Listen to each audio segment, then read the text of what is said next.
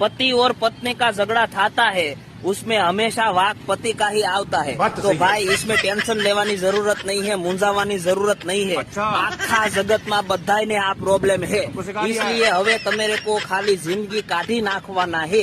तमेरे को पहले खबर थी कि लग्न पछी बधाई का आवा हाल होता है, तो हाथे करीने पोदड़ा में पग भरावा तमे हाथे गया था, तो हवे पासा नहीं पड़वाना है।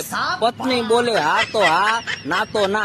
पत्नी आरे जाजी लप नहीं करवानी है। हवे તમારી પાસે એક ही ऑप्शन है, તમારી पत्नी पाछળ जिंदगी खर्ची नाखवानी है।